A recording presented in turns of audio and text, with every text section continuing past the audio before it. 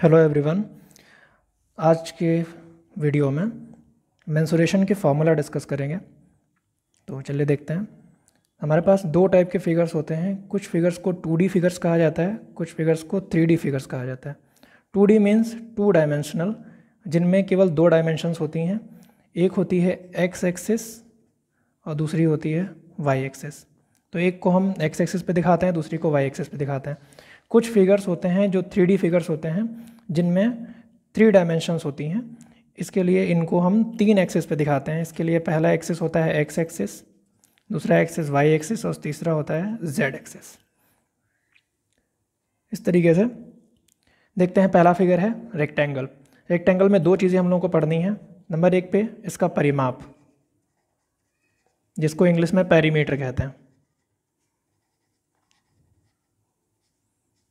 तो अगर हम मान लेते हैं कि ये इसकी लेंथ L और इसकी ब्रेथ B है, तो इसका जो परिमाप होता है, परिमाप मीन्स होता है चारों तरफ की साइड्स का एडिशन, यानी कि चारों तरफ की भुजाओं का योग। तो इसको निकालने के लिए हम लोग क्या करते हैं, ये भी L होगा, ये भी B होगा, तो ये आएगा L plus B plus L plus B, L plus B plus L plus B। तो ये आ जाएगा L और L जुड़ के 2L हो जाएगा, B और B जुड़ के 2B हो जाएगा। तो ये आ जाएगा 2 ब्रैकेट में L प्लस B। ये पेरीमीटर का फॉर्मूला होता है। नंबर 2 पे एरिया आता है। एरिया मीन्स हिंदी में कहते हैं इसको क्षेत्रफल। क्षेत्रफल होता है लंबाई गुणे चौड़ाई, यानी कि L इंटू B। अब ये दोनों चीज़ें होती क्या हैं, तो परिमाप होता है बाहर की लेंथ। ये बाहर की लेंथ, इसको परिमाप कहते हैं। एरिया इसके अंदर की जगह होती है, इसको एरिया कहते हैं। फिगर नंबर 2 वर्ग। वर्ग में मान लेते हैं कि ये इसकी साइड है। सारी साइड्स इसमें सेम होती हैं, जबकि इसमें आमने सामने की साइड्स इक्वल होती हैं। लेंथ लेंथ के इक्वल होगा, ब्रेथ ब्रेथ के इक्वल होगा, लेकिन यहाँ पे सारी साइड्स इक्वल होती हैं। तो वर्ग में हमारे पास जो पेरीमीटर होता है, पेरीमीटर मीन्स परिमाप, यानी कि चारों भुजाओं का योग, यानी कि साइड साइड साइड साइड 4 बार जुड़ेगा। तो हम कह सकते हैं side plus side plus side plus side. इस तरीके से हम इसको लिखते हैं 4 इंटू साइड। ये इसका फॉर्मूला होता है, 4 इंटू साइड। एरिया यानी कि क्षेत्रफल, क्षेत्रफल होता है साइड इंटू साइड, या फिर साइड का होल स्क्वायर, ये भी लिखा जाता है। तो ये हो गया एरिया का फॉर्मूला। नेक्स्ट नंबर पे आता है वृत्त। वृत्त में भी हमारे पास 2 चीज़ें होती हैं। एक होती है परिधि, जिसको सरकमफेरेंस कहा जाता है। दूसरे नंबर पे आता है एरिया, जिसको क्षेत्रफल कहते हैं। परिधि मीन्स चारों तरफ की लंबाई। तो यहाँ से कहीं से भी हम शुरू कर सकते हैं। इसकी बाहर की जो लेंथ होती है, इसको कहते हैं परिधि। परिधि का फॉर्मूला होता है 2πr। r जो होता है इसकी रेडियस होती है, सेंटर से किसी भी दिशा में आप जा सकते हैं, ये r हो जाएगा। एरिया का फॉर्मूला होता है πr²। पाई की वैल्यू 3.14 एंड सो ऑन, या फिर 22/7। ये 2 वैल्यूज़ यूज़ की जाती हैं। ये 3 figures, rectangle, square and circle, ये 3 फिगर्स जो होते हैं ये 2D में आते हैं। 3D में देखते हैं 3D में कौन कौन से फिगर्स आते हैं। तो 3D में आता है नंबर 1 पे क्यूब। क्यूब एक ऐसी आकृति होती है जिसमें 6 सरफेस होते हैं। फिगर आपको ये क्यूब दिखा रहे हैं, ये होता है क्यूब, जिसकी सारी सरफेस, सारी लेंथ इक्वल होती हैं, यानी कि साइड्स, ये साइड, ये साइड, ये सारी साइड्स इक्वल होंगी। टोटल 6 सरफेस होती हैं। तो इसलिए ये सारी जो होती हैं, ये वाला हमारा जो हिस्सा होगा ये एक वर्ग होगा, ये वाला हिस्सा भी एक वर्ग होगा, ये वाला हिस्सा भी वर्ग होगा। सारे के सारे हिस्से, सारे के सारे सब वर्ग होंगे टोटल। तो इसमें आता है नंबर 1 पे इसका आयतन, यानी कि वॉल्यूम। वॉल्यूम मीन्स होता है इसके अंदर की जगह। वॉल्यूम होता है side into side into side, या फिर साइड का होल क्यूब। नेक्स्ट नंबर पे आता है इसका पृष्ठ का क्षेत्रफल, जिसको पृष्ठीय क्षेत्रफल कहा जाता है, या फिर सरफेस एरिया कहते हैं। Surface area. इसको समझने के लिए आपको ये समझना होगा कि इसके एक पृष्ठ का क्षेत्रफल, मान लीजिए साइड ये हमारी ए है, तो सारी साइड्स ए होंगी, इसका एरिया निकलेगा ए स्क्वायर, क्योंकि ये एक वर्ग है। इस तरह की 6 सरफेस हैं, तो इसलिए टोटल सरफेस एरिया हमारा निकल के आएगा 6a स्क्वायर, जहाँ पे ए भुजा है, घन की भुजा। Next figure, cuboid. Cuboid means घनाभ। घन और घनाभ में अंतर ये होता है, घन की सारी भुजाएं बराबर होती हैं, जबकि घनाभ की आमने सामने की भुजाएं बराबर होती हैं। घन स्क्वायर से मिलकर बना होता है, घनाभ रेक्टेंगल से मिलकर बना होता है। तो इसका भी आयतन यानी कि वॉल्यूम जो होता है, फॉर्मूला हम कह सकते हैं सेम होता है, यानी कि side into side into side, लेकिन इसमें तीनों साइड एक जैसी नहीं होती, इसलिए इसका फॉर्मूला होता है length into breadth into height, LBH। Next, इसका पृष्ठीय क्षेत्रफल। पृष्ठीय क्षेत्रफल के लिए इसमें भी 6 सतहें होंगी, हर सतह का क्षेत्रफल मुझे लेना होगा। तो एक सतह को मान लेते हैं ये हमारी L है, ये B है और ये H है। तो हर सतह का हम क्षेत्रफल निकालेंगे। तो पहली सतह को मान लेते हैं हम LB, दूसरी सतह जो निकलेगी उसका क्षेत्रफल निकलेगा BH, तीसरी सतह का क्षेत्रफल निकलेगा HL।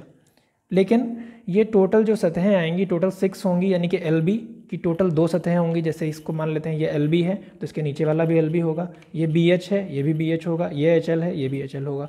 इस तरीके से सारी सरफेस 2-2 बार निकलेंगी।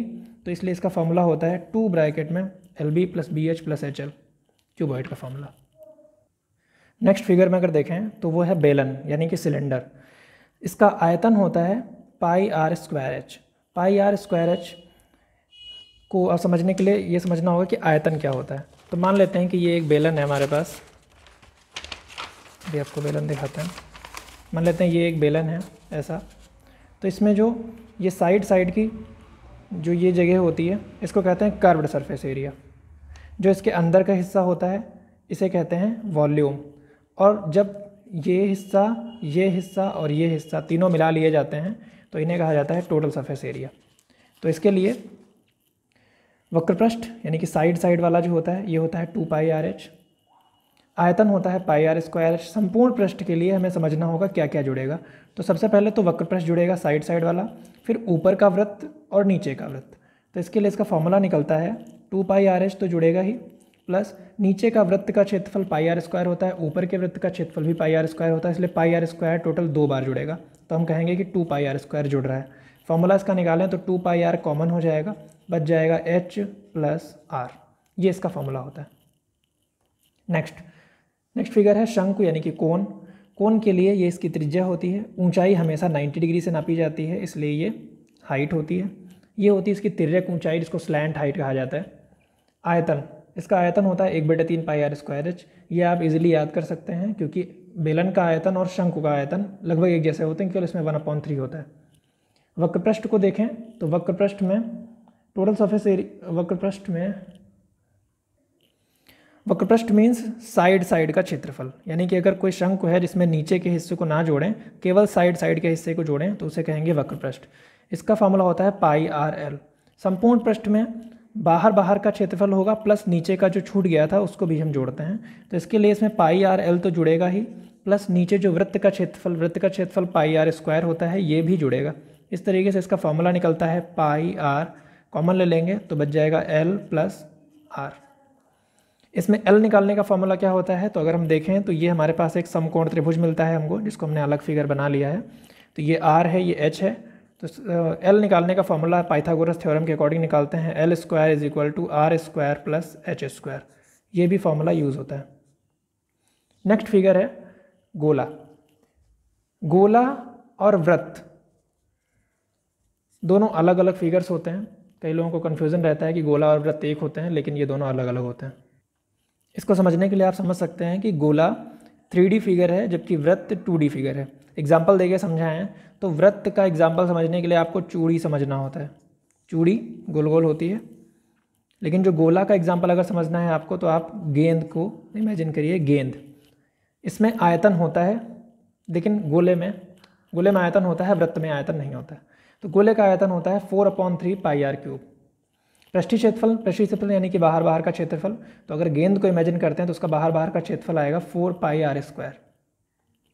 इसके बाद में इसमें टोटल सरफेस एरिया नहीं होता है, क्योंकि बाहर से जब हम गेंद को टच करते हैं तो उसमें कोई भाग ऐसा नहीं होता है जो रह जाए, सारा भाग टच हो जाता है, यानी कि इसमें जो टोटल सरफेस एरिया है वही होता है। ये कर्व्ड सरफेस एरिया दोनों सेम होता है इसमें। नेक्स्ट अर्धगोला। अर्धगोला यानी कि जब गोले को बीच से काट दिया जाता है तो कुछ फिगर ऐसा बन के आता है। यहाँ से इसकी त्रिज्या होती है r। अर्धगोले का आयतन, तो जो गोले का आयतन था 4/3, अर्धगोले का आयतन हो जाएगा 2/3 यानी कि 2/3 पाई r क्यूब। इसमें होता है कर्व्ड सरफेस एरिया और टोटल सरफेस एरिया दोनों होते हैं। कर्व्ड सरफेस एरिया यानी कि ये वाला हिस्सा साइड का, इसमें ऊपर का ये हिस्सा नहीं जुड़ा होगा, तो ये 4 पाई r स्क्वायर था, तो इसका हो जाएगा 2 पाई r स्क्वायर। लेकिन जब टोटल सरफेस एरिया निकालेंगे तो 2 पाई r स्क्वायर में जो ऊपर का हिस्सा है इसका एक और एरिया जुड़ेगा।